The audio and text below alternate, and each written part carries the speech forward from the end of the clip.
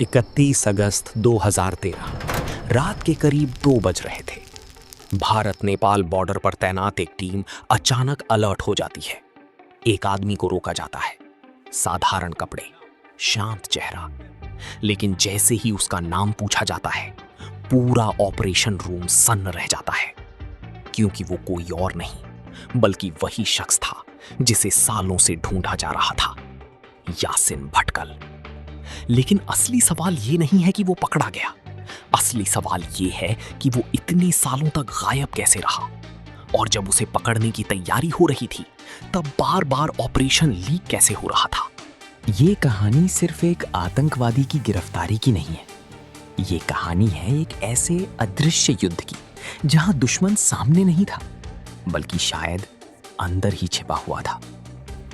1980s Karnataka का एक छोटा सा कस्बा भटकल।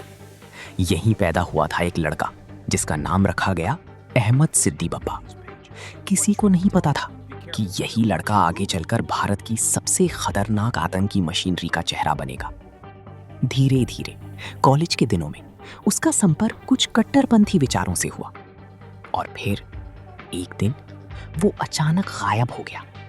कोई फेयरवेल नहीं, कोई एक्सप्लेनेशन नहीं, बस एक खामोश डिसअपीयरेंस। 2000s की शुरुआत में भारत में एक नया नाम उभरता है, IM, इंडियन मुजाहिदीन। ये कोई साधारण आतंकी संगठन नहीं था, ये एक अर्बन नेटवर्क था। स्लीपर सेल्स, इनक्रिप्टेड कम्युनिकेशन और हर ब्लास्ट के बाद एक ईमेल जो पुलिस को चिढ़ाता था और सिक्योरिटी एजेंसीज को चैलेंज करता था। दिल्ली, जयपुर, अहमदाबाद, पुणे, हर शहर में ब्लास्ट, लेकिन मास्टरमाइंड इनविजिबल। और धीरे धीरे एक नाम बार बार सामने आने लगा, यासिन भटकल। 2008, 2010, 2011 भारत में सीरियल ब्लास्ट्स की एक लहर चलती है। हर बार पैटर्न सेम, हर बार प्लानिंग प्रिसाइज, और हर बार एजेंसी के हाथ कुछ नहीं लगता। क्यों? क्योंकि यासिन भटकल कोई ग्राउंड लेवल टेररिस्ट नहीं था, वो था मास्टरमाइंड, प्लानर, गोस्ट ऑपरेटर। वो खुद रेयरली सामने आता था और अपने नेटवर्क को रिमोटली कंट्रोल करता था। अब सवाल ये था, अगर वो भारत में नहीं है तो कहां है? आंसर धीरे धीरे सामने आया, इंडिया नेपाल बॉर्डर। एक ऐसा इलाका जहां मूवमेंट फ्री है, जहां आइडेंटिटी चेक वीक है, और जहां कोई भी इनविजिबल बन सकता है। नेपाल के छोटे छोटे टाउन्स, फेक आइडेंटिटीज और लोकल सपोर्ट। यासिन भटकल ने खुद को ऐसे छुपाया जैसे वो कभी था ही नहीं। इंडिया की सबसे पावरफुल एजेंसी, इंटेलिजेंस ब्यूरो, अब पूरी तरह एक्टिव हो चुकी थी। उनका मिशन क्लियर था, find Bhatkal, capture him alive. लेकिन प्रॉब्लम ये थी, कोई सॉलिड लीड नहीं थी। तब शुरू हुआ covert network operation, local informers, double agents, cross border surveillance. हर लेयर में सीक्रेसी इतनी टाइट थी कि एक एजेंट को दूसरे एजेंट की आइडेंटिटी भी नहीं पता थी। एक दिन आईबी को एक स्ट्रॉन्ग इनपुट मिलता है, भटकल नेपाल के एक स्पेसिफिक लोकेशन पर है। ऑपरेशन प्लान होता है, टीम रेडी होती है, लेकिन जैसी ही रेड शुरू होने वाली होती है, टारगेट गायब। सिर्फ कुछ मिनट पहले कोई लीक हुआ था। पहले सबने सोचा शायद टाइमिंग मिसमैच हो गया, लेकिन फिर दूसरी बार भी वही हुआ, फिर तीसरी बार। हर बार जैसे ही ऑपरेशन फाइनलाइज होता, टारगेट वैनिश। अब ये कोइंसिडेंस नहीं था, ये था इनसाइड लीक। अब आईबी के अंदर ही सस्पेशन शुरू हो गया। कौन लीक कर रहा है? क्या कोई ऑफिसर कॉम्प्रोमाइज्ड है? क्या कोई इन्फॉर्मर डबल एजेंट है? या क्या सिस्टम के अंदर ही कोई ट्रेटर है? हर कोई सस्पेक्ट था। ट्रस्ट, जो इंटेलिजेंस सिस्टम की बैकबोन होता है, वो धीरे धीरे टूटने लगा।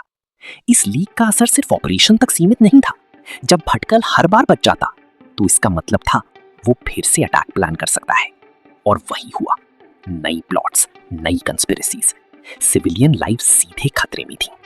अब ये सिर्फ एक टेररिस्ट हंट नहीं था, ये बन चुका था अ वॉर अगेंस्ट शैडोज, जहां एनिमी इनविजिबल था और एलाई भी शायद पूरी तरह रिलायबल नहीं था। आईबी को अब दो फ्रंट पर लड़ना था, भटकल को ट्रैक करना, लीक को आइडेंटिफाई करना।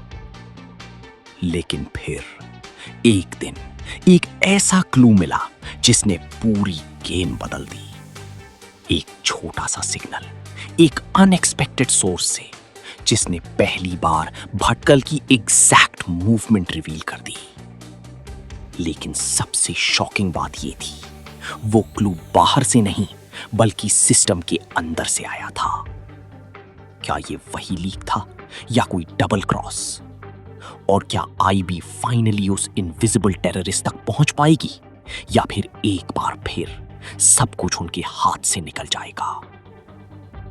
उस रात आईबी के ऑपरेशन रूम में सिर्फ एक ही लाइन बार बार गूंज रही थी, टारगेट कंफर्म्ड, मूवमेंट डिटेक्टेड। सालों में पहली बार लोकेशन इतना क्लियर था कि गलती की कोई गुंजाइश नहीं थी। लेकिन जैसे ही टीम आगे बढ़ी, एक सीनियर ऑफिसर ने अचानक ऑर्डर दिया, स्टॉप दी ऑपरेशन। पूरी टीम सन्न रह गई, क्योंकि इस बार खतरा बाहर नहीं बल्कि अंदर था। इंटेलिजेंस ब्यूरो ने एक अनप्रेसिडेंटेड डिसीजन लिया।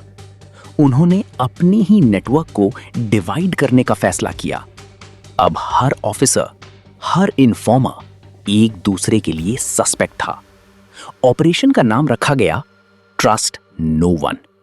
इसका मतलब था कोई भी पूरी जानकारी नहीं पाएगा, हर लीड अलग अलग टीम्स को दी जाएगी, और सबसे इंपॉर्टेंट, फेक इंफॉर्मेशन सर्कुलेट की जाएगी ताकि असली लीक का सोर्स आइडेंटिफाई हो सके।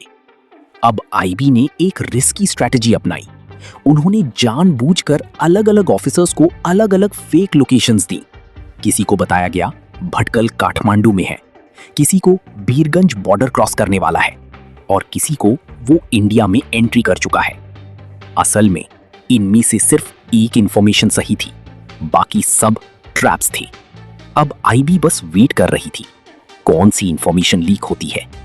कुछ ही दिनों में एक अनएक्सपेक्टेड अपडेट आया। नेपाल की एक स्पेसिफिक लोकेशन पर, जहां सिर्फ एक लिमिटेड ऑफिसर ग्रुप को जानकारी दी गई थी, वहां सडनली मूवमेंट चेंज हो गया, टारगेट वैनिश। आईबी के लिए यह मोमेंट शॉकिंग था, क्योंकि इसका मतलब था लीक पिन पॉइंट हो चुका था। अब फोकस एक छोटे से ग्रुप पर आ गया। लेकिन प्रॉब्लम ये थी, ये सभी लोग ट्रस्टेड थे। कुछ ऑफिसर्स सालों से सर्विस में थे, कुछ इन्फॉर्मर्स ने पहले कई ऑपरेशंस में मदद की थी। तो फिर क्या कोई ऑफिसर कॉम्प्रोमाइज हो चुका था, या कोई इन्फॉर्मर सीक्रेटली डबल एजेंट बन गया था? इन्वेस्टिगेशन डीपर गई, और जो सामने आया वो और भी डिस्टर्बिंग था। कुछ इन्फॉर्मर्स जो आईबी के लिए काम कर रहे थे, वो साइमल्टेनियसली इंडियन मुजाहिदीन के कांटेक्ट में भी थे।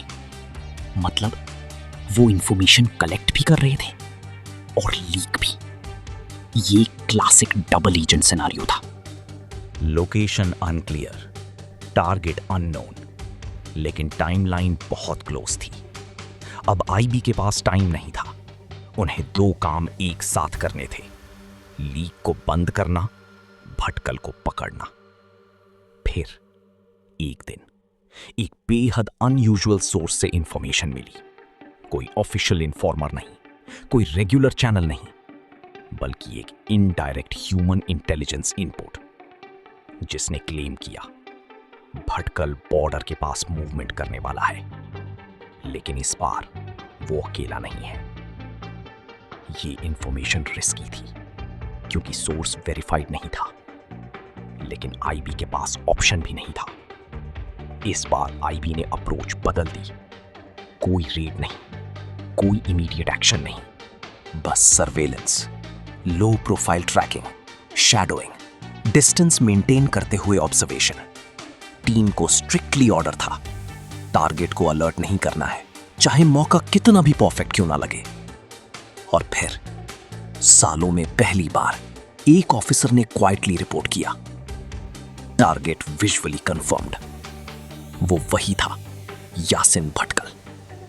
लेकिन इस बार कुछ अलग था। वो अकेला नहीं था, उसके साथ एक अननोन कॉन्टैक्ट था जो शायद लिंक था लीक नेटवर्क का। अब आईबी के सामने सबसे बड़ा डिसीजन था, क्या अभी अरेस्ट करें या उस अननोन कॉन्टैक्ट को फॉलो करें ताकि पूरा नेटवर्क एक्सपोज हो सके। अगर वो वेट करते तो रिस्क था कि भटकल फिर गायब हो जाएगा। अगर वो एक्शन लेते तो शायद पूरा नेटवर्क कभी सामने नहीं आता। ये डिसीजन सेकंड्स में लेना था।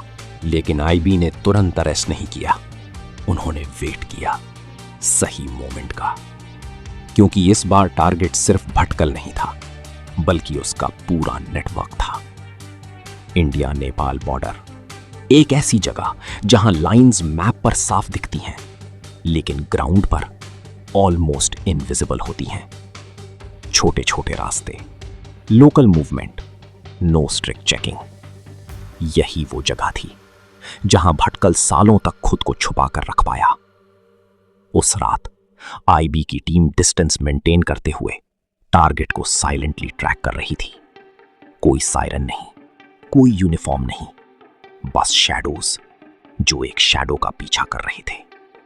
ट्रैकिंग आसान नहीं था।